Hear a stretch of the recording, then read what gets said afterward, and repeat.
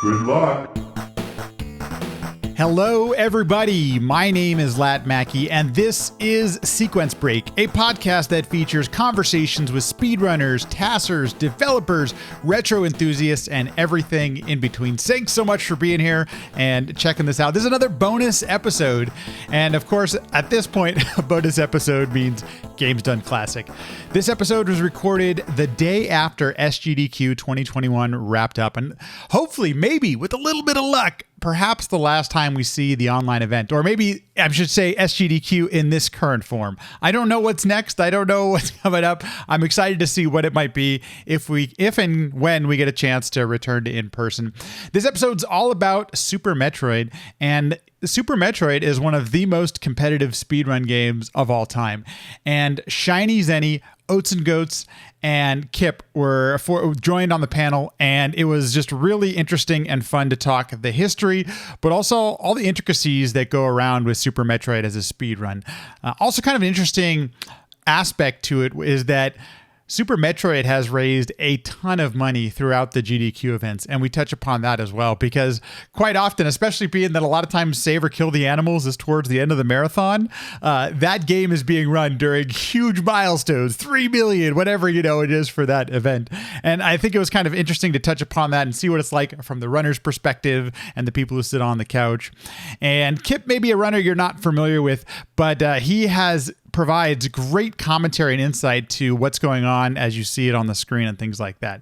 If you get a chance, it's not too long of an episode, especially for a GDC episode. We didn't go like 3 hours. So if you get a chance, do yourself a favor, listen to the entire thing. I'm just going to share a portion of it for today, but glad I got a chance to chat it, and I hope you enjoy the conversation as much as I did. Here we go. And welcome back to Games Done Classic, where we look back at legendary GDQ moments with the legends that made them happen. My name's Lat Mackey, and today's episode is all about Super Metroid, Save or Kill the Animals. Quite a panel with you here, folks, looking back on some very memorable moments from the GDQ stage, but also just chatting Super Metroid.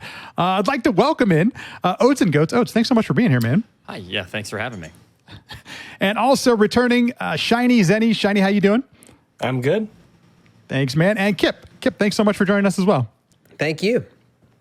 So we're going to look back here now at AGDQ 2019 Super Metroid Reverse Boss Order. And obviously, Zeni, this is going to go over to you first. First of all, what exactly is RBO, and how did this category even start? How did it happen? So Reverse Boss Order is where essentially the game has 4 major bosses. There's Kraid, Phantoon, Dragon, and Ridley. And the developer intent was that you go to Kraid first and get the Varia suit, and then you go to Phantoon and you get the Gravity suit, and then you go to Dragon and then Ridley after that. So Reverse Boss Order is instead going to Ridley first, then Dragon, then Phantoon, and then Kraid, and then finishing the game. I'm not sure when it was first conceptualized, but I do know that when it was one of those things that you referred to earlier as being kind of a task-only idea, right? This isn't something that people could do. This is only something that we can script out and make the computer do for us. And shortly after that, Desirect really spearheaded the initiative to make it humanly viable. He actually ran it as a bonus run at Games Done Quick. I think it was 2012. It was a bonus run with Spike Vegeta, who was running a Rayman game at the same time. I think it was on the Wii, and they snuck it in there as a bonus run because it was so risky to do. Back then, you do an RBO run, it was just it was understood that you would have saves and you would die and reload those saves and continue from there until you got it right. The run kind of progressed over time just a little bit until 2016 when Stravaris did some serious work on the category, and he actually ran it at GDQ in 2016. And I remember watching that run, and ironically, you know, this is one of those little tidbits you were talking about that maybe people haven't heard before. I remember looking at the schedule and seeing Super Metroid reverse boss order and thinking, reverse boss order? That's dumb. Why aren't they doing something cool like 100%? But then, you know, I watched the run and it was really impressive. I was very impressed by it. I was like, okay, this is actually really cool. Yeah, shortly after that, Zost picked it up and destroyed the record himself, like he does, because he's Zost and he just always destroys all of the records in every category. Thanks, Zost.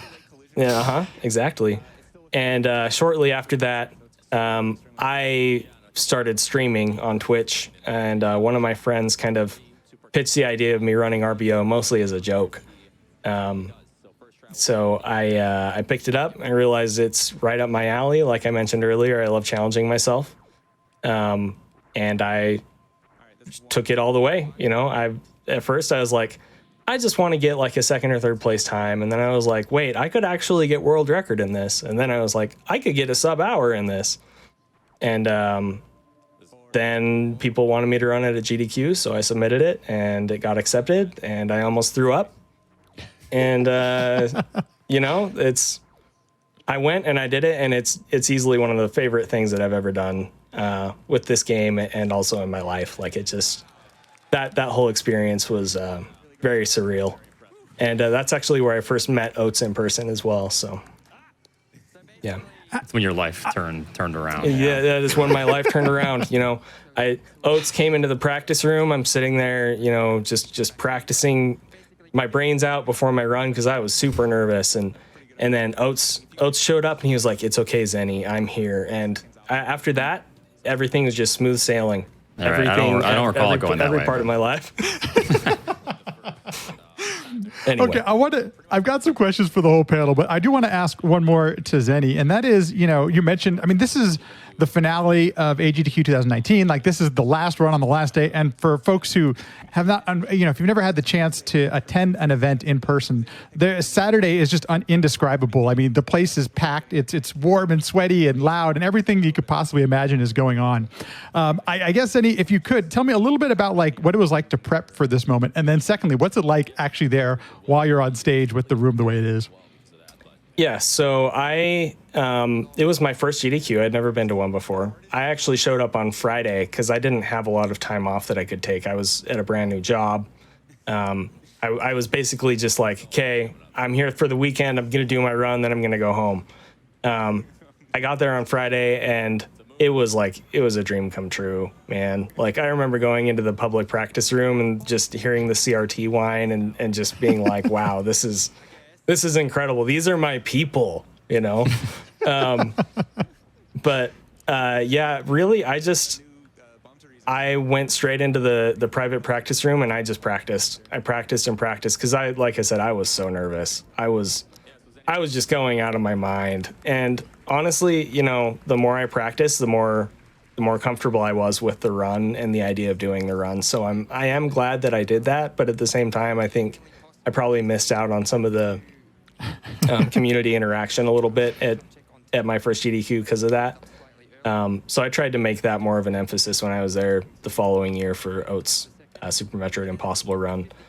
As far as actually getting up on the stage, I was still very nervous, but you know, we got up on the stage, I started the run, made a couple little mistakes, and then I was fine. I was like, you know what? This run is not going to be perfect. It's probably not even going to go super well, but as long as I can finish it and, you know, hopefully hit a couple of these key tricks that I'm really hoping for, then that's just going to have to be good enough. And honestly, it ended up being an amazing run. So. Oats, I'm going to throw this one over to you. You got a chance to do commentary for this. Had you done commentary before? And what is it like from that perspective, being on the couch while somebody else is pulling off all the, you know, incredible tricks and things like that? Yeah, I had done commentary. I believe so anyways. Yeah, this wasn't my first. I believe it was 100% before that with Epic's run. And yeah, it's really interesting to see. This category is tough, and I admire Zeni a lot for taking that on in the live event, especially with the task tank. I'm really impressed that you got it as fast as you did. It's an incredibly difficult trick. So mainly I was just enjoying the run from kind of a viewer's perspective, but it was also fun to give some color commentary and some knowledge of the game. Yeah, I don't really have a recollection of exactly what was said. We were probably just joking around a bunch, but it was a fun run to commentate and watch. So you all keep mentioning it. What are the things? What are the challenges laid out in this run? Especially playing the game in the way obviously it was not intended to. What are some of those like big milestone challenges of this run? Well, I'll start on this one. Please. Real quick. The RBO run is actually, especially when I think the first time you see it, it's one of the most fascinating things to watch in terms of Super Metroid speedrunning because, you know, when you hear reverse ball sorter, I think the first thing you think is like, okay, are they going to do some kind of weird glitch to get to Ridley first or something like that? But no, we're playing the game straight up, and you are required without the Vario or the gravity suit to go all the way down into the furthest pit of Lower Norfair, where significant portions of Norfair and Lower Norfair have heated rooms, so you're constantly taking damage. And you have to kill Ridley, get out, and then also do a suitless Meridia where you don't have the gravity suit and have, you know, the water physics. And so I think for me, there's a couple things about this run that stand out. Number one, I mentioned earlier in this, you know, podcast or whatever that I'm just so impressed with how well made Super Metroid is as a game. And we kind of have these somewhat jokey discussions about did the developers actually intend for you to be able to do reverse ball sorter?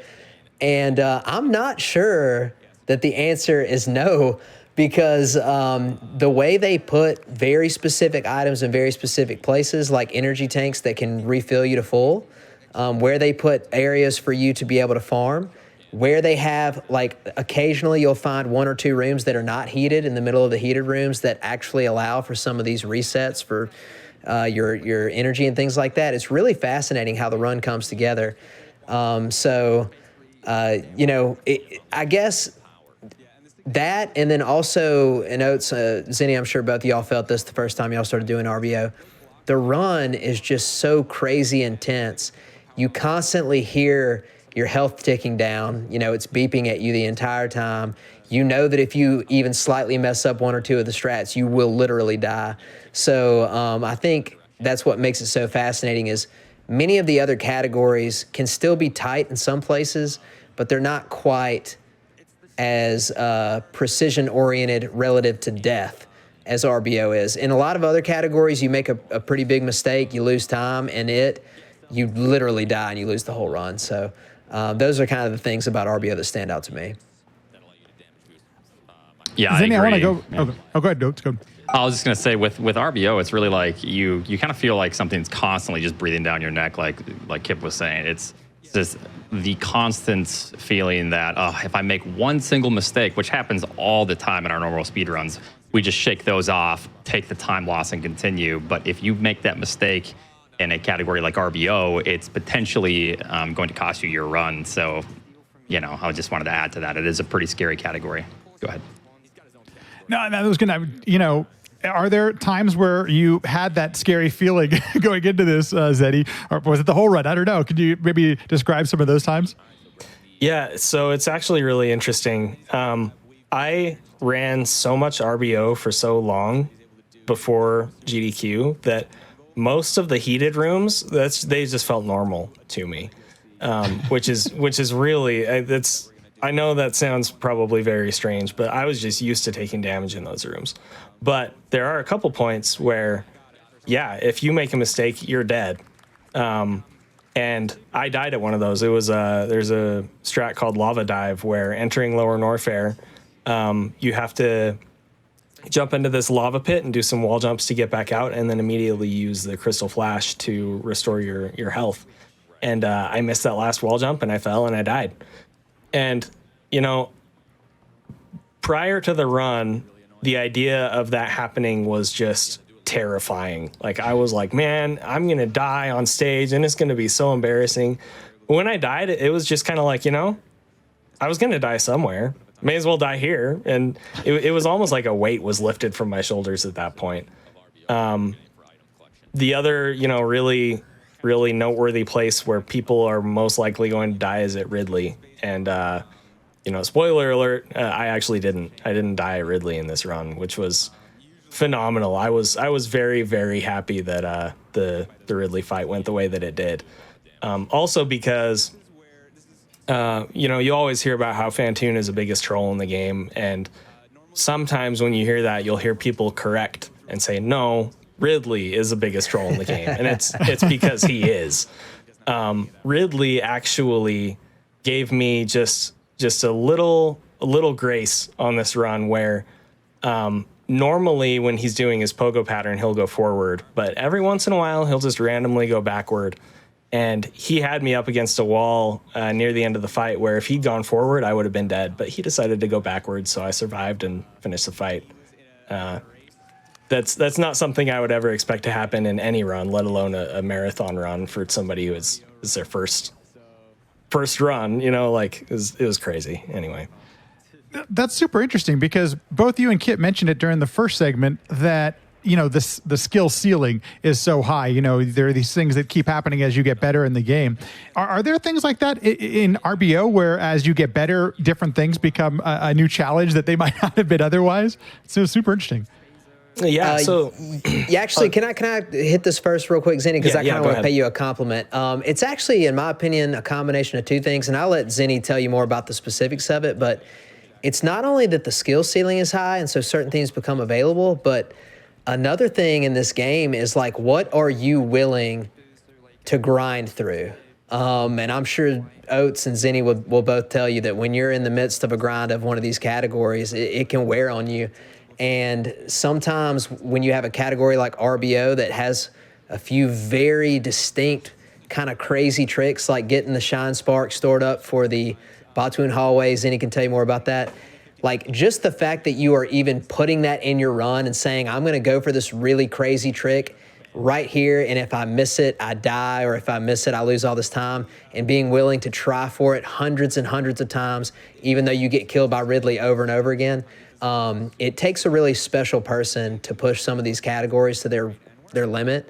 And so I kind of want to pay Zenny a compliment because one of the things that I think he's shown, and Oats too, over the years is their ability to persevere.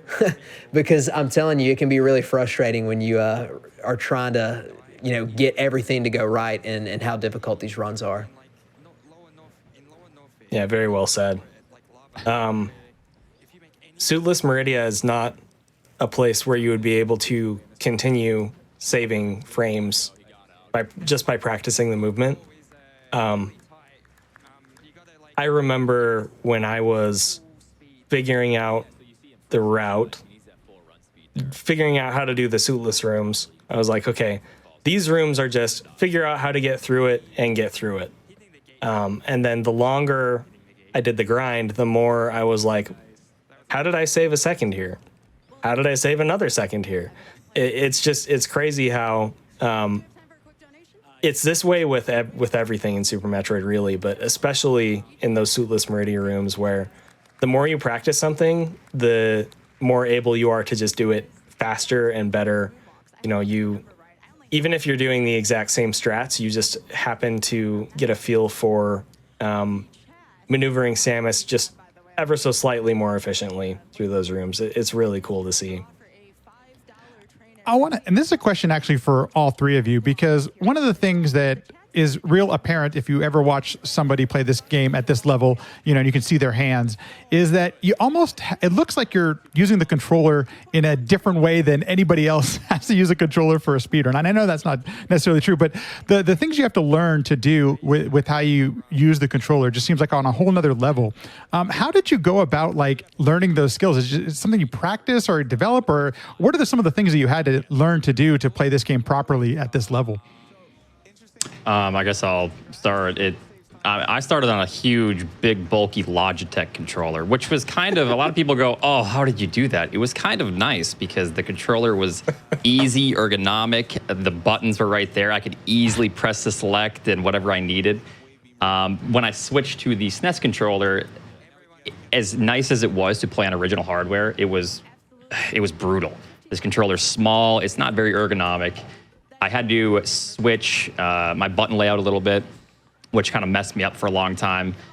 But also at the same time, people don't really take into perspective the scope in the bigger picture of how long we've all been playing. So I started speedrunning this game in 2013.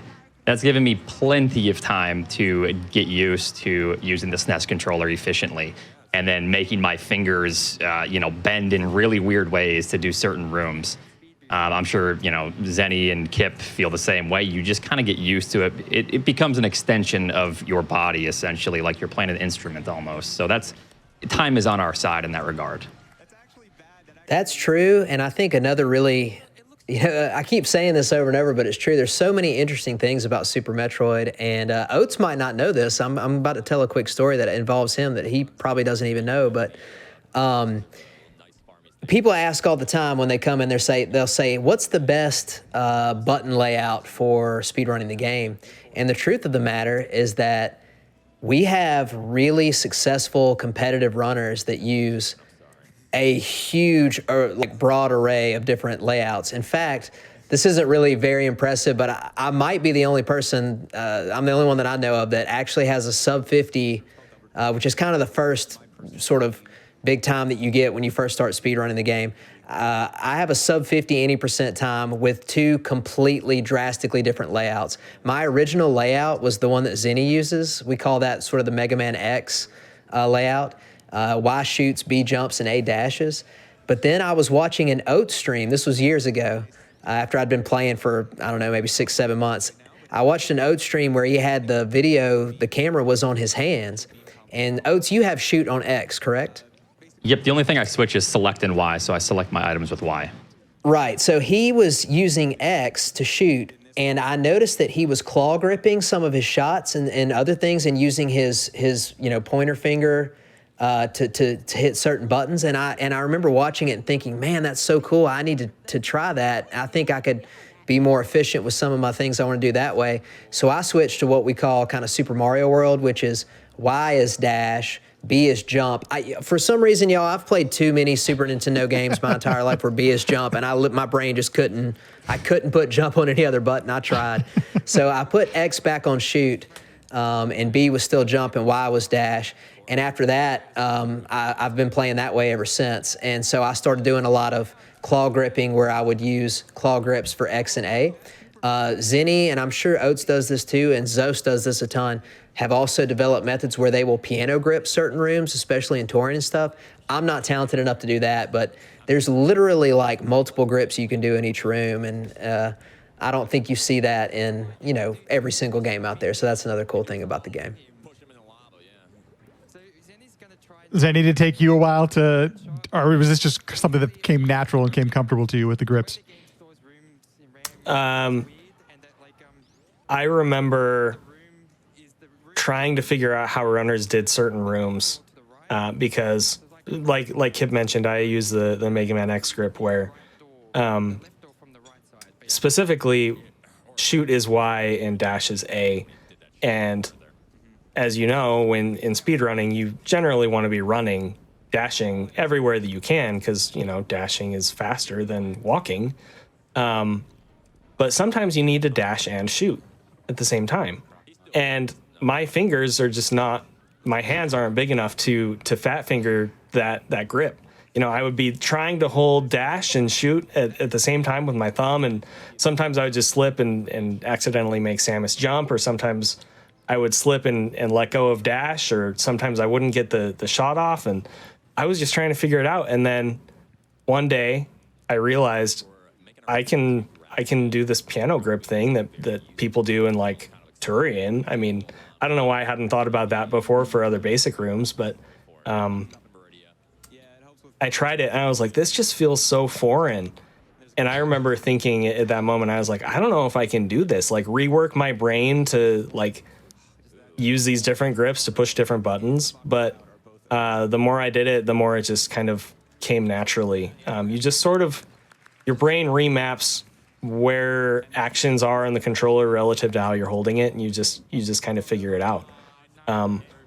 honestly, these days I claw grip most rooms. It's just kind of naturally what I do. I could not claw grip at all when I first started playing this game. I just did not. It hurt my fingers with, Oats mentioned the lack of ergonomics on the Super NES controller. It's a very flat, small controller.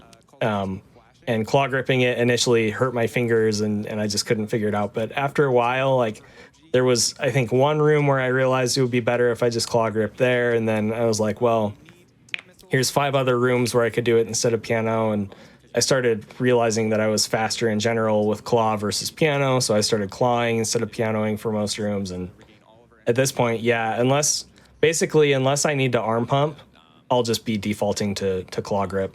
Because it's I wouldn't say it's the most comfortable, but it's the most familiar at this point for me. So there are quite a few questions in the chat about this, so I do got to ask you just a question or two about this run itself. First of all, has anything? You're the current world record holder. This is one of the records Zost actually doesn't have, and so I'm curious if anything has changed since this run in routing or the strats. Like, what has driven the time down from where this run ended up being? So the only thing that I can think of that has drastically, and it's not even really that drastic, that has changed since this run that is on screen right now is I had just barely started dabbling with kind of a new way to manipulate Ridley during the fight to get him to do, there's a lava dive death. There it is. To get him to do what you need him to do in the fight to, 1, stay alive, and 2, do damage. But I found that manipulation pretty late in my grind, and I moved on from RBO basically right after this GDQ run. I should say I moved on from this route of RBO because I did some other casual RBO runs for a tournament that we had later that year. But Aussie 101 is another runner who mostly does randomizers. The SMZ3 that you mentioned earlier, he does a lot of that.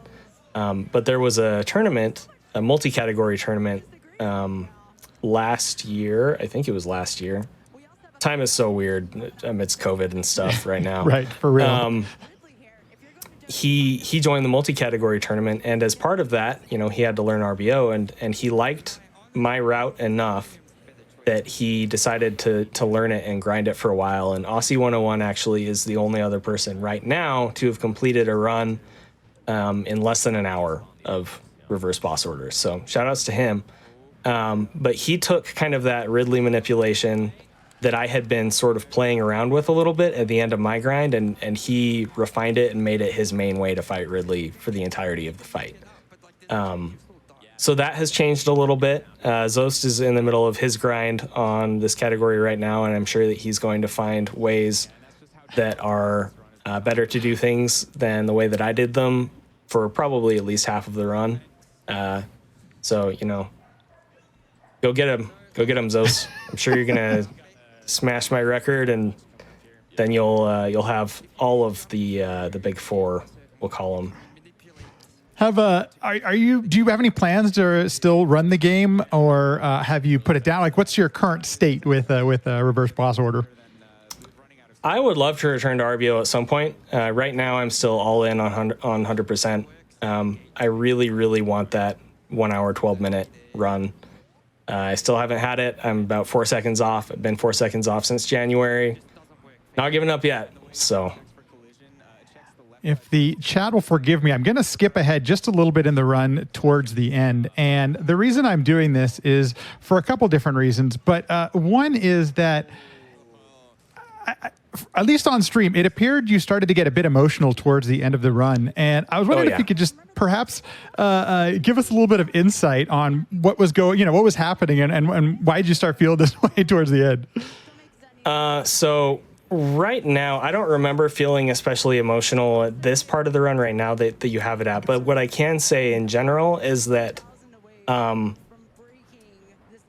this part of the run, the very important parts of the run, as far as things that I wanted to go well, were all done. They were done. Nice. I got that energy tank at the beginning of the run. That wasn't a complete disaster. I wasn't stuck there for minutes and minutes. You know, I think it took me 8 tries or something like that. And Kipp mentioned earlier, there's a trick called Spike Suit where you store a Shine Spark and you can carry it with you and then use it whenever you want. And there's a strat in this run that I came up with all on my own. It had been kind of theorized by other people in the community before that, but I wasn't aware of those conversations. Where you get the Spike Suit when you're leaving Lower Norfair and you carry it all the way through Suitless Meridia until after a mini boss called Botchwoon. And after that mini boss, there's this big hallway, let's say, of speed blocks that normally you just dash through. But when you don't have Gravity Suit, you can't use Speed Booster underwater. So what I do is I would get that Spike Suit and I'd carry the Shine Spark all the way through all of that suitless movement in Meridia and past Botchwoon, and then I Shine Spark through those blocks. And to this day, I think it's still one of my favorite strats in any category ever. And I was very proud of the fact that I had thought of and figured out how to do that almost entirely on my own. And I did it at GDQ, you know. So I pulled that off, and I was like, you know what? I could die 3 more times in this run, and I'm still going to be happy with it because I got that energy tank and I got that Shine Spark after Botchwoon. So we're good. At the very end of the run, and I don't know if you were maybe alluding to this a little bit, but Yes. after I got on the ship, you know, the crowd started cheering and whatever, and I remember people from the couch, like, you know, patted me on the shoulder and stuff. And honestly, like, I really was on the verge of tears. I was just like, I cannot believe that I did this. You know, coming so far from just that kid that saw a run on Speed Demos Archive and just figuring out the tricks, just, you know, messing around as much as I could. Coming from that and then, you know, starting to stream it and then getting good enough at the game that I was able to take a world record, and then actually being able to run it at GDQ, which I never saw happening in any capacity. I remember just sitting there in that moment and thinking about it and just being like, I can't believe where I am and the things that, the ways that things have transpired. And it really was a very emotional moment for me. And I don't think I'll ever forget how that felt, honestly. It's nice to see because one of the things I know, just me as a viewer on the other side of things watching this, you know, we see you all do these things at these super high levels and we're just like, oh man, these people can just do it.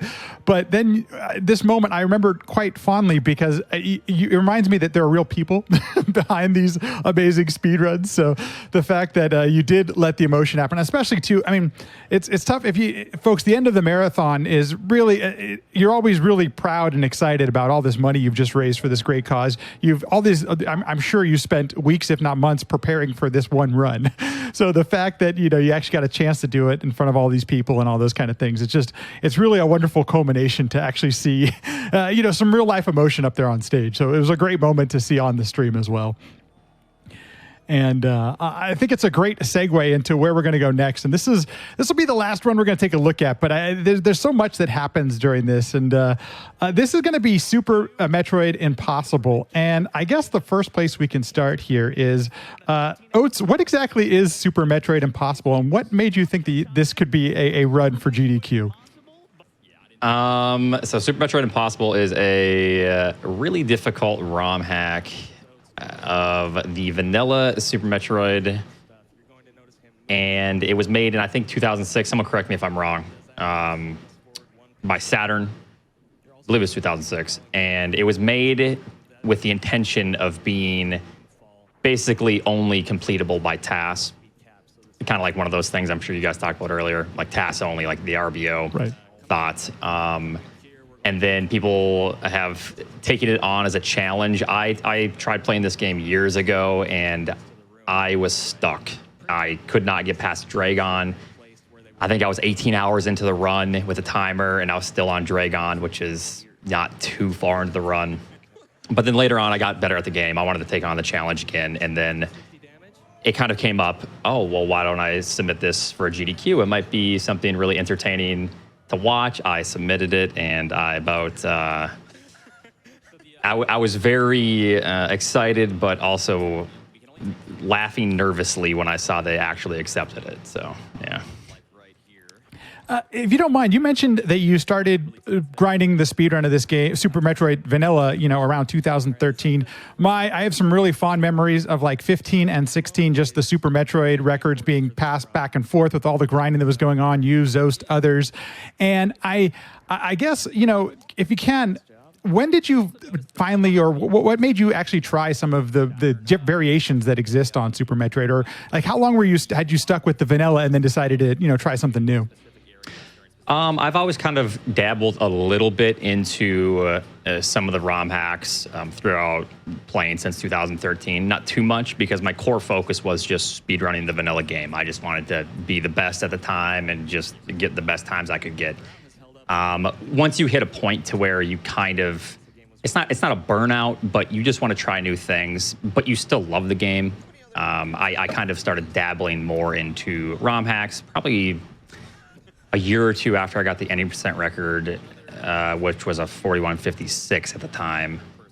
And then it just became really fun, just trying these challenge ROM hacks. And it's kind of both a challenge for yourself, and also I know it's really entertaining and fun to watch, which just makes it exciting. Like, look at all the awesome stuff you can do in Super Metroid, especially with such a difficult ROM hack. So from the entertainment point of view, I knew it was fun and exciting to watch. So I kind of started getting more into it then. I asked Kipp and Zeni this question in the first segment. I'm going to ask you as well.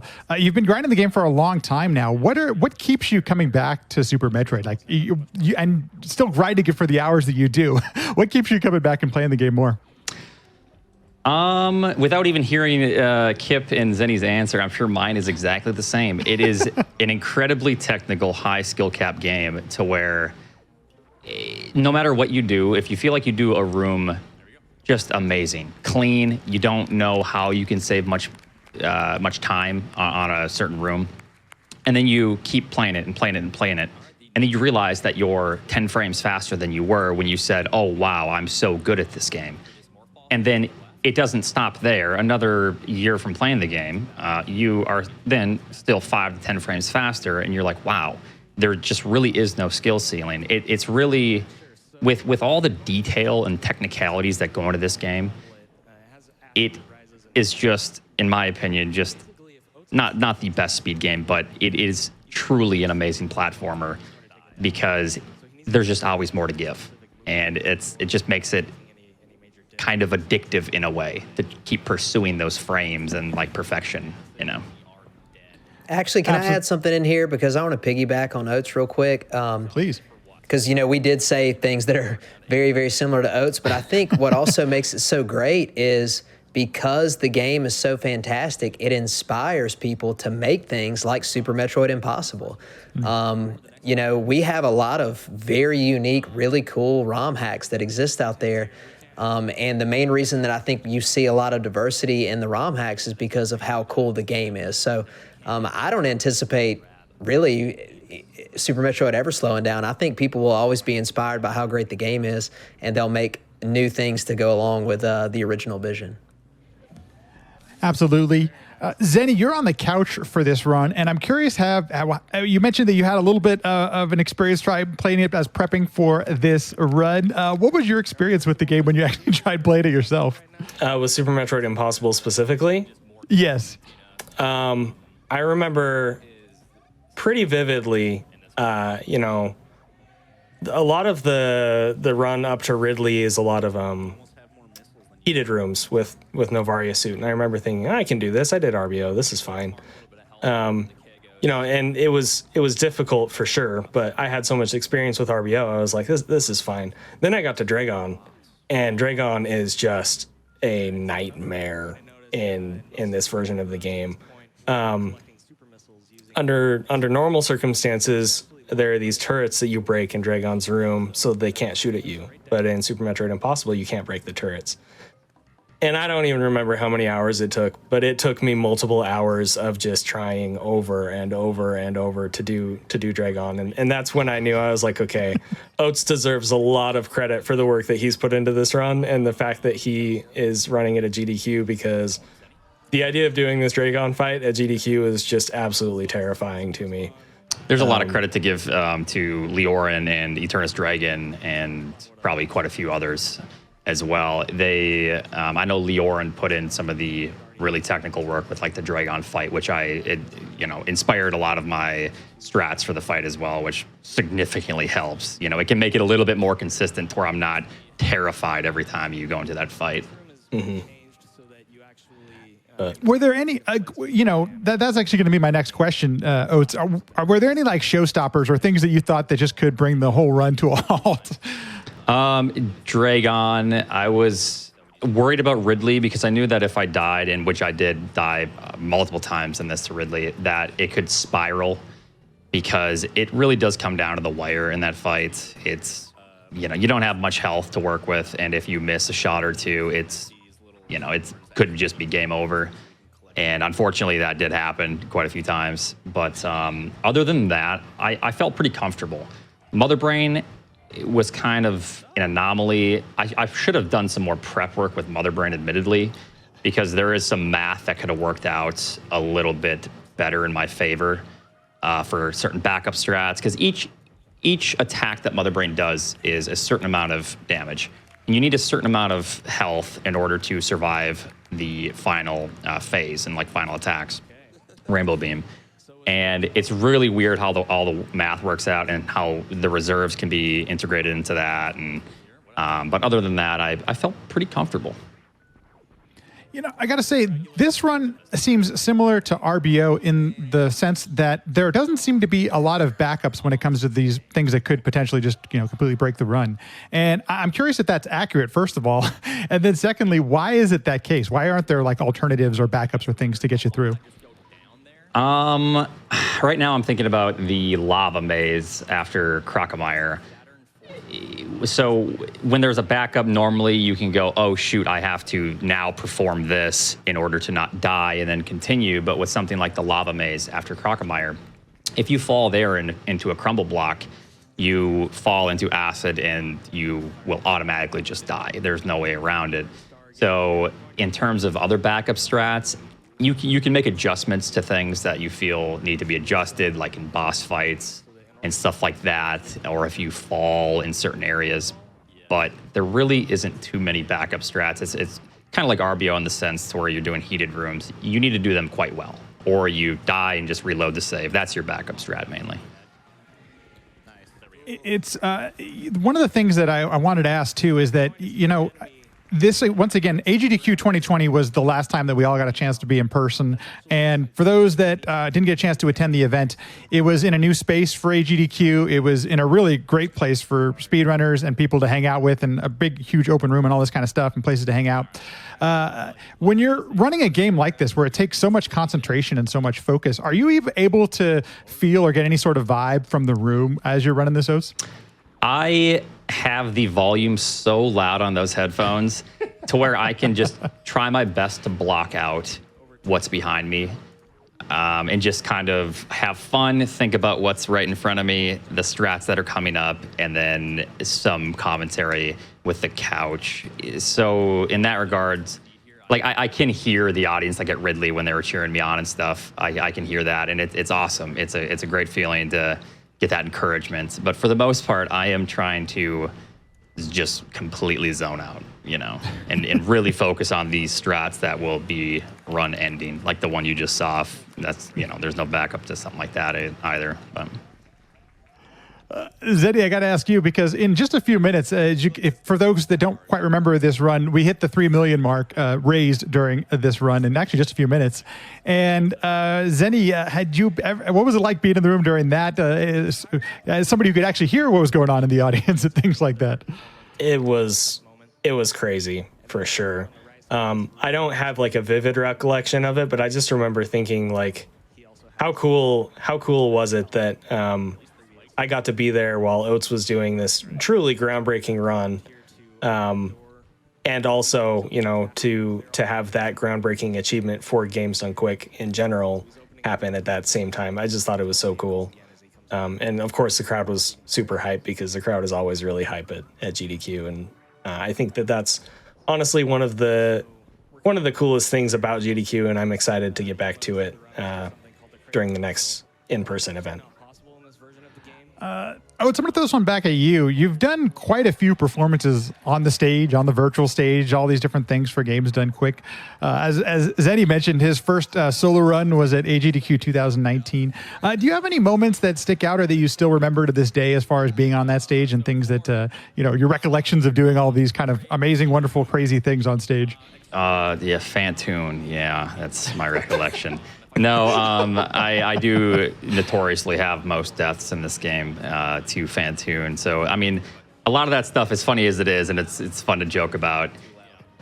Other than that, it's amazing just to be on stage in the first place. It's a great opportunity, and I think probably some of the most fun runs I've had is the 2-player 1 controller with Sweetnum. That was a great run. Hopefully fun to watch. My SM Impossible run is definitely my favorite, just to showcase all the technicalities. And then probably the race with Behemoth, Sweetnum, and Zost, to where I think I died to Mother Brain. I think you guys were watching it before I came in here, and that was an awesome run. Behemoth, pulling it out at the end, the nerves of, what happens if we all die? It was just exciting, despite the, not finishing. It was just a great moment, and it was just awesome to be part of something like that. It's some of my earliest recollections of GDQ. This is when I started watching, around 15, 14, 16, somewhere around those times. And the 2-player 1 controller run, I'm glad to hear you still look back on it with some fondness, because I had never seen anything like that. I hadn't seen some of the other things that happened in Punch-Out and some of the other things yet. So I am curious, how did you prep for something like that? Because at the time, it was really unique. I hadn't seen anything, especially from Super Metroid, like that at the time.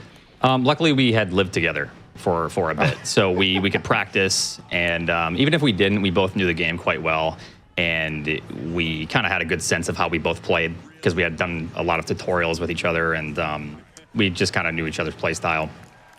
So in that regard, it was basically just get to GDQ and just practice as much as we can, because if we're busy beforehand, we don't have much time. Once we get there, it's showtime, and we have to just buckle down and really get a feel for each other. And kind of, it's tough because you have to, there's so many times to where we'd be almost upset with each other.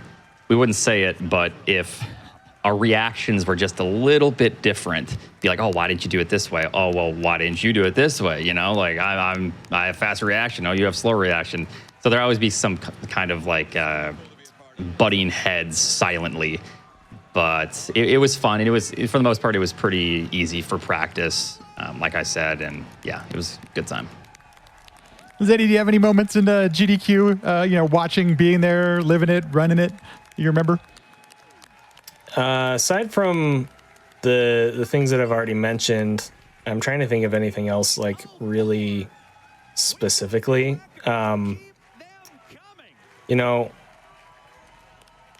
It's funny because Oats already mentioned this. Oats has had some bad luck with Fantoon, and when I got to Fantoon in my run, where he was on the couch in commentary, we did kind of a little joke there where I was like, I don't know if I can do this, Oats. I need you to take over, and I took my controller and I went to hand it to him, and he acted like he was gonna take it. And, it didn't feel like a joke. Ultimately, it's just. I think my favorite thing about GDQ in general, and this should kind of relate back to what I was saying earlier, is just the community. I showed up, I found the public practice room with all of the CRTs and the, that constant CRT whine, and just hundreds of people all crammed in. I remember the first time I saw the live showroom, with all those people in the chairs, just all there for the same reason. Realizing that I was there in person for a live speed run that was going on right then. honestly, it's really cool how the community of speedrunning has come together and grown so much. And also how, like we were talking about earlier, Super Metroid itself and the community surrounding our game has really grown a lot the past few years as well. It's just been really cool to see and be a part of. Absolutely. I'm going to go. I've got one or two more questions to wrap this thing up. And I'm going to start with Kipp on this one, but I'd be interested to hear from the entire panel. Kipp asked before we started this thing, he's like, hey, why'd you invite me on the show? And one of the things I've really enjoyed, if you've watched any sort of GDQ stuff over the last couple of years, if you've watched Super Metroid, you've probably heard Kipp's voice. He provides some really insightful commentary, but he seems to understand the community and the game quite well. Kipp, my question to you is, where do you think we're going next? What's the future of Super Metroid speedrunning? Because the times continue to be grinded down, and the game just seems to be as popular as ever, as evidenced by last night's 100% run. Like, there was still, it was the most watched run of the entire marathon. Like, there was just so much, there was tons of money raised. Where do you think this, what's next? Well, that's a good question. Before I answer that, I want to reference back to, I think the name of the show, it's like the races or the runs at GDQ that have happened and the legends that made them happen or something. Can you do the little tagline for me real quick? What is it again? A look back at legendary GDQ moments with the legends that made them happen. With the legends that made them happen, right. And I don't know if everybody out there will ever forget the most legendary GDQ hotfix speedrun of all time, low percent featuring this guy named Kipp. It was so legendary. But no, in all seriousness, I think where we are going with Super Metroid is more in the lines of, and this is just my personal opinion, I do think that we will see the times continue to be pushed down and down. But I think what you're going to see more of in addition is more high-level competition. Oatsngoats, people like Oatsngoats and Zoast have been like a handful of people that have been on the forefront of pushing these categories to their limit for a long time, for years, right? But within the last 2 or 3 years, Zeni has come along and been another one of those individual, super elite runners that have pushed categories further in conjunction with people like Oats and Zoast.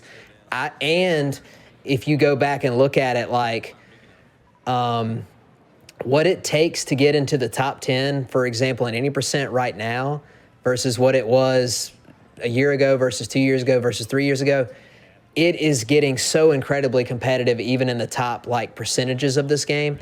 I think we're going to have more talented runners come in. I think we're going to have more people come in that are dedicated to working really hard and push the game and find new things. And so I'm just really looking forward to not only more competition for speedrun times on the leaderboard, but I think we're going to see more and more competition in our tournaments and our randomizers and stuff like that as well. So I really don't foresee Super Metroid ever slowing down. It's really popular. It's a fantastic game. It obviously inspires a lot of love. And I think we're going to continue to see a lot of great people that are currently in the scene, get awesome times. And I think we're going to see a lot of new people come in. And hopefully some of those people might be in here watching right now or watch their very first Super Metroid run yesterday when the 100% run happened. So, I personally, I haven't had this experience since I've not run at a GDQ, but I don't know if they feel this, but, I mentioned before Oates came in, he probably didn't know that I said this, but that was the first run, that 2016 run was the first one I ever saw. It literally inspired me to get into running the game. Watching his stream afterwards inspired me further. There are new people out there right now watching guys like Oats and Zeni and Zoast and Behemoth and so on and so forth that maybe one day could run faster times than them in a category, but it's literally because they were inspired to begin with. So I think that's the really cool part about Super Metroid is that I really don't think we'll ever see it slow down. I want to interject here just for a minute. Please. Sorry. Go for it. Kipp has this habit of selling himself short. And I just want to set the record straight that Kipp is absolutely an incredible runner.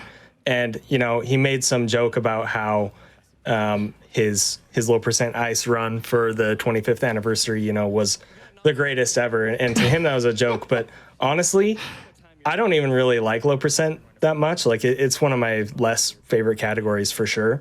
And I still remember how awesome his run was. I still remember some of the jukes that he did against Mother Brain's patterns. She tried so hard to end that run, and Kipp, just in true expert, low percent expert fashion, he said nope, and he juked those patterns. He got out of the way. He finished the fight. He finished the run. Kipp is awesome. So he may not feel like he deserves the recognition and the credit, but he certainly does. And I think that he is just as integral to the idea of new players coming into the community and being competitive at top times as people like myself, Oats, Zost, Behemoth, etc. Absolutely. Totally agree.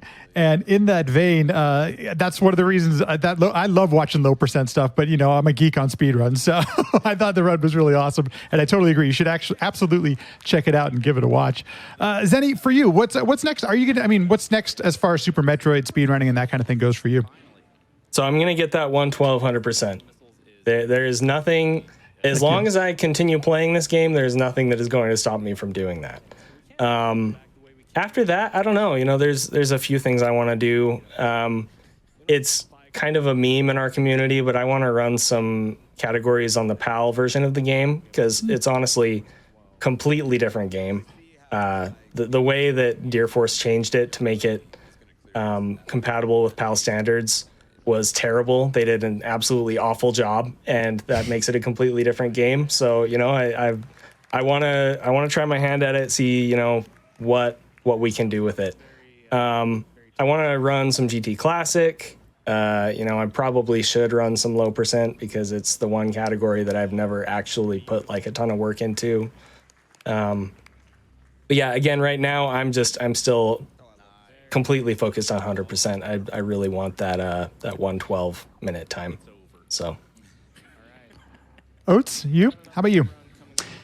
Future plans wise, definitely want to keep pushing the 100%. I need to buckle down and kind of develop or integrate some faster time-saving strats everywhere.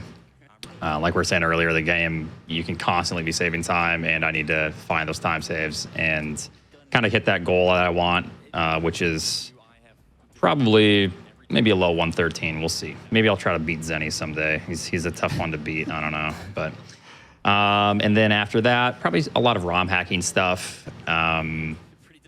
There's a lot of really talented ROM hackers in this community, and I didn't play them for the longest time, but after playing more and more ROM hacks, there's really good fun. It's like a brand new game and a whole new adventure. So probably some more of that. And then hopefully Metroid Dread is good. And then we'll see where it goes from there. Different game, but Metroid, I suppose. Yeah.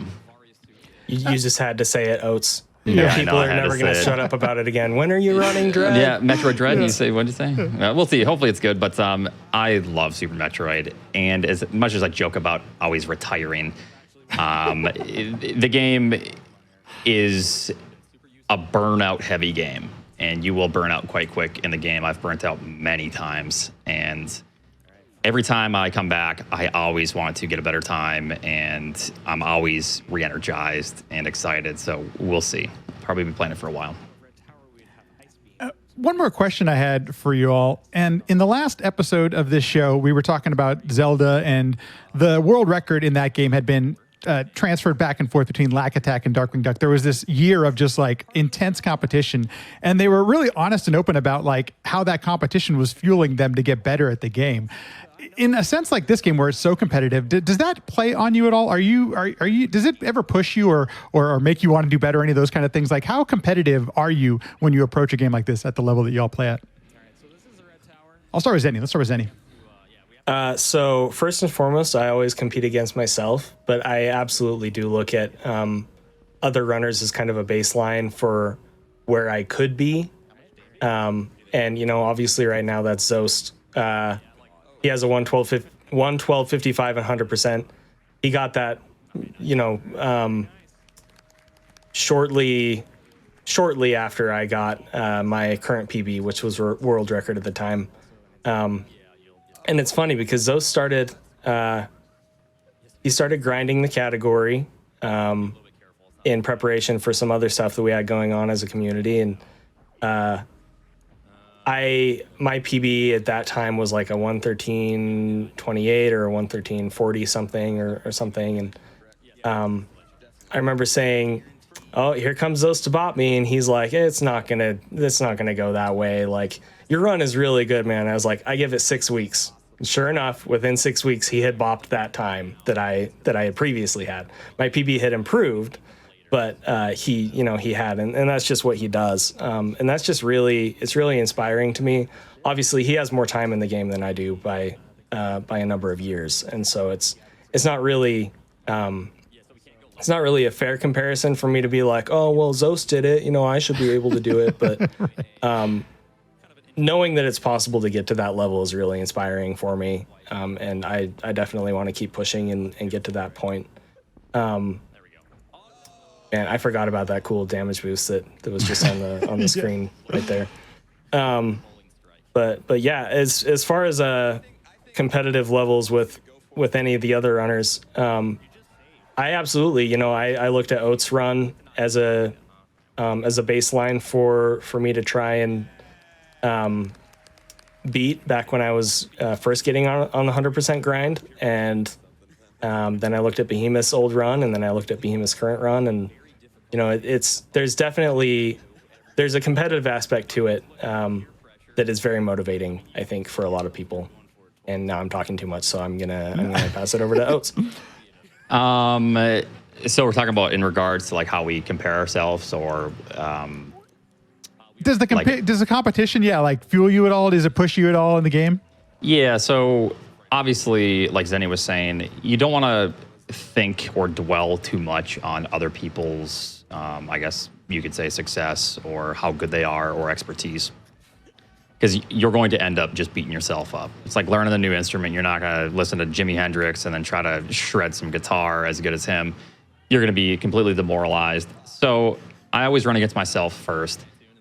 The community sometimes will try to remind you of where you stand in terms of skill level. So then you have to kind of take that. I learned to take that at probably around like 2015. I used a lot of that to really fuel my push for the 4156 at the time.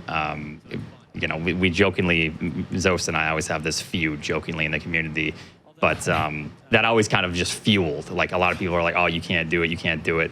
That made me want to try even harder, and it really did push me to get the times that I did achieve.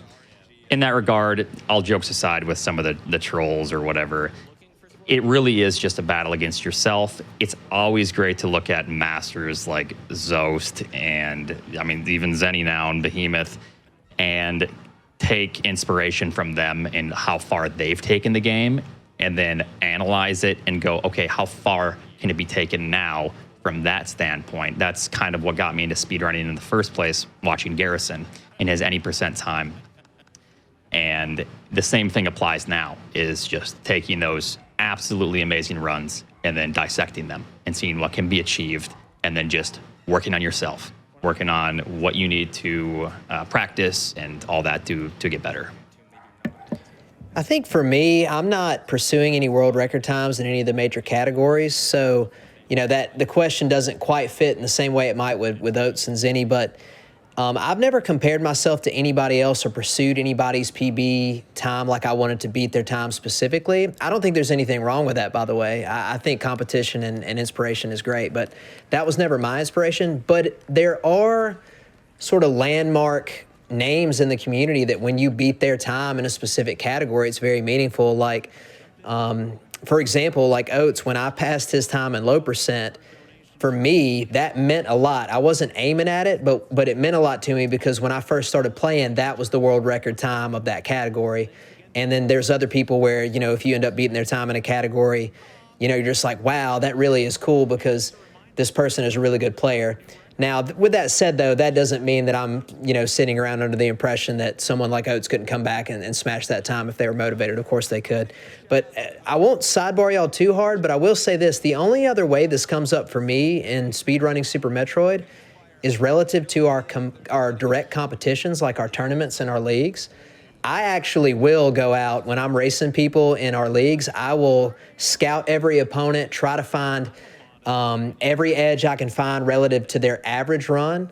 This is kind of a different conversation, but Zeni and Oats could probably even tell you what your PB is, and that's the video that most people will see. Like later down the line, they'll come and see your PB video and be like, oh, wow, this runner's so amazing. What they don't see is the 999 runs before that, couldn't quite put it all together. Your average run is very different than your actual kind of sick 1% run, if you will. And so I try to find what people are doing on average and where they are sort of falling short. And I try to come up with game plans that give me the most likely chance of winning a race in a one-run scenario versus grinding 1,000 runs. So even in that scenario, there's direct competition and you can be inspired by your competition and the respect you have for them. But it's a little bit different than the leaderboard pursuit of, times on the leaderboard. So that's another great thing about Super Metroid. There's all different kinds of competition throughout the community. Absolutely. And I would I got to ask just one question about last night's run. If you're watching this live right now, you know that we saw the 100% race from last night. If you're watching this on YouTube, we are recording this the day after the 100% run. And it was really fun to watch. Amazing by all the runners, especially that you all are still grinding it at this level and things like that. But Kipp, you brought up a point about Zeni that, Zeni, even though he's been playing and speedrunning the game for a very long time, he didn't start submitting times until, when did you start submitting times, Zeni, if you don't mind me asking? 2017. 2017. So, in just a few years, you're able to, compete at that elite level. How is that? I mean, y'all talk about this community a lot. There has to be this, how is that possible? I guess is what I'm asking. And there's this community. Is that part of how you're able to, develop skills and get good at this game that quickly? Yeah, absolutely. I would not be anywhere near where I am today without support from other runners. And that's everybody from Kipp himself to Oats to Zost to Jack to Emmett to there's so many names. There's too many names. A real cutie. Thousands, literally thousands. Yeah, it's all just a culmination of suggestions and strats and practice methods and mentalities and it all it all just comes together to push us further. For me specifically, there have been a few key people, Zos being one of them, that they provided the support, and I wouldn't have been able to get where I am without those levels of support. That being said, you could have all the support in the world, and it's not going to do anything if you don't put it into practice. I would be remiss if I didn't publicly acknowledge the support that I have from my wife with all of the time that I put into not just streaming live and publicly for everybody to see, but offline practice. I've put so much time into this game over the past 4 years. If I'm not actively doing something else, I am practicing Super Metroid or I am streaming Super Metroid. Like literally, if I'm not actively, making dinner or eating dinner or working for my job or mowing the lawn or, whatever it is, it's Super Metroid. It's my default thing. It takes a lot of time, for sure. I keep going off on these tangents, and I don't even know if I'm answering the questions that you're asking. No, you really are. But I also got to give your wife a shout out because she goes, my husband was making lunch, called GameStop to see if they had it. Then they did, referring to Metroid Dread. And then he abandoned his food to go buy a pre-order. So great wife points right there. Giving you a heads up on the pre-order. Yeah. Pretty awesome. I would love to add to that too. Please. So this might come off as like, oh, Zeni had it easier in 2017. I don't want to make it sound that way. Zeni, you're amazing. It was interesting. The dynamic of practicing was so much different back in, I mean, even way before I even started. But when I started, it was still just almost archaic and dated with how we practice today. It was with the Game Saber, if you had one, you know, it was slow practice. Every time you wanted to practice a segment, you would have to open up one of your 5 Super Metroid cartridges with that save, get to the point, and then slowly practice the same thing over and over, and you can't jump from spot to spot. We have it really, really nice.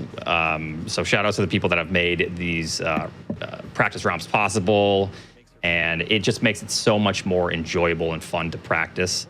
So that is a really huge difference from way back in the day to probably like 2016 or 15 maybe is kind of when that started developing more, some of the better practice for Super Metroid. But yeah, it was a much different time. So Zeni, you have it eaten? No, I'm just kidding. It's we all have it eaten. We have the same tools, so it's, you know, it's really what it is. It's a blessing to have such nice practice tools. Yeah, Oats you're absolutely right. Go ahead, Zeni. Sorry, yeah, I'll make this quick. You know, there were tricks that I learned back in the day before, you know, any of that existed, before flashcards existed, et cetera, and it was much harder back then. But that being said, there was somebody, and I forget who exactly it was, but there was somebody that said something to me when I first came into the community in 2017, and it didn't hit me really until a year or two later, but they said, the practice ROM is so OP. And it's true. It is so much easier to get good at this game than it used to be. And again, that's not a slight on anybody who is starting now. Like, you still have to put the work in. It doesn't doesn't diminish that at all. It's just there are so many more resources that make the game so much more accessible now. It's really cool to see you know, the tools that we have because of that. Anyway, I cut Kipp off, so go ahead.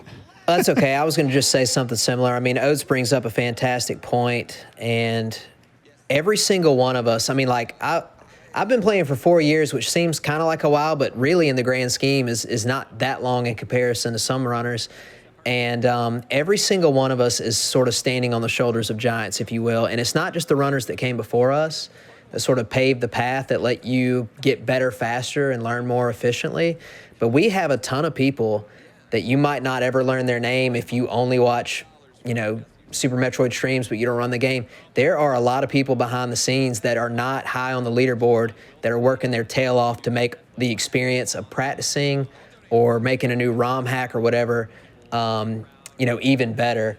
And so that's, you know, I know we've said that a bunch of times throughout this podcast, but like, the community participation is truly amazing in our game because there are a lot of people working really hard to keep pushing the boundaries for everyone. So, you know, it is a lot easier right now. Like, there's never been a better time than now to start playing Super Metroid, and I'm, you know, eager to see what other kind of cool tools we come up with in the future. Well, Kipp, you set that up perfectly. If people were interested in speedrunning this game nowadays, where's a good place to start? Well, I'll start by just saying you should join our official SRL Super Metroid Discord. There are, I think, over 1,000 people in that Discord. There are plenty of channels where you can ask questions. Not only will you find a lot of friendly people willing to help you with the game, you will find people willing to help you with, you know, I think streaming, not always, but I think in many cases streaming kind of goes hand in hand with people's interest in speed running. And so if you're just now getting started with trying to set up a stream, there will be channels in that Discord that can help answer questions for you about OBS or other methods that you can capture and stream from. Just a lot of really intelligent, capable, kind people ready to lend a hand. And also, if you stream Super Metroid, I mean, I found this out personally. Like, I think like most people, when I first started streaming, I was streaming to like 1 or 2 IRL friends that just kind of wanted to come in and support me for quite a long time. But when I started playing Super Metroid, instantaneously I had people coming in and being like, hey, you like the game, cool. This is awesome. And then you start meeting people, and next thing you know, you're an integral part and a big part of the fabric that is our community. So it's got a cool built-in fan base, cool built-in community, and you can kind of use that as a jumping off point. I will reference that both Oats and Zenny here on their YouTube channels have really fantastic like starting guides for new players and stuff like that. I've watched, when I first got started, I watched the Oatsngoats and Sweet Numb one. Even though it's a little bit older at this point, it's still super fantastic. You can learn so much about the game. And Zenny's done a lot of great stuff with a lot of different categories too. So there really at this point isn't a lack of assistance and a lack of materials out there. If you're willing to get out there and watch videos and kind of get after it and get started, it's really not that hard to get into. So I would highly encourage people to look into starting and also look into participating in our events, our tournaments. You don't have to be some fantastic player to participate in anything that we have going on. We're very welcoming, and we want to see as many people come in as possible. Both Oats and Zenny mentioned this, and that is that, when they get on the stage there, they want to put on a good show. And the games committee folks have always keep talking about, the first and foremost, the thing when they select a game for GDQ is how is it going to make money for the charity? How is this going to support the mission and the cause that we're trying to raise money for? And I've mentioned it already a few times during this episode, but it's just because the mind-boggling number. To date, Super Metroid has raised over $3.4 million for various different charities. And it started way back when in 2010 at the very first GDQ with Vorpal, and continues on to this day. As I mentioned last night, $43,000, more than $43,000 raised for Doctors Without Borders. And that doesn't happen without you all here. So this is my chance where I get to thank you as a community for doing so much good through your speedrunning. As much as I know there's the grind and there's all these great things about this game, because I love watching Super Metroid speedruns. On top of that, we've been able to raise so much money for charity because of it. So a big thank you to you who are here on the panel today, but then also the community at large. You all show up in big numbers when Super Metroid goes down to GDQ. So thank you for doing that. I want to give you all just a quick chance to plug, anything, Twitch or wherever you'd like to send people. Zenny, if people want to see you doing these speedruns, doing these amazing things, where can people find you on the internet?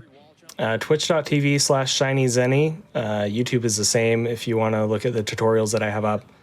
I stream way too much, so I don't have any sort of a set schedule, but I will say I stream almost every single day, so just keep an eye out, and I'm sure you'll see me go live. Just one more thing before I please before I drop off. Earlier, I think you said that our race was the most watched run of the event. Did I hear that correctly? Yeah, that's correct. Last night. That is really cool. Thank you. I mean, I don't know where those metrics are, if they're posted or anything, but I didn't know that, and that's really cool. So thanks for sharing that. Absolutely. Oats, you continue the grind, and I feel like I've been watching you forever now at this point. Where can people find you on the internet if they want to see you doing some Super Metroid stuff? It's twitch.tv/Oatsngoats, and YouTube is the same. And pretty much just going to be grinding 100% and trying to get closer to the legends. So. I also got to give you a thank you for doing some commentary on your race almost immediately, because it gave me some more insight on what happened last night, because I wasn't quite some of it didn't, the announcers were great and everything, but knowing some of the ins and outs, it's nice knowing some of those details. So thanks for doing that. And then Kipp, how about you? Where can people find you? Yeah, same thing for me. You can find me and my puppy, Sam, which I think some of y'all probably saw her head. She tried to climb up in the chair a few times during this broadcast. But you can find us at my Twitch channel, which is just my name, Kipp. And right now, as I mentioned earlier, I'm on a bit of a small hiatus. I'm not doing speedrunning right now because I'm letting my hand heal up a little bit. But I will be back at it soon. And also I got to plug the two guys that just went, Zenny and Oats. If y'all haven't watched much Super Metroid, please go watch their channel. They have excellent channels, very entertaining.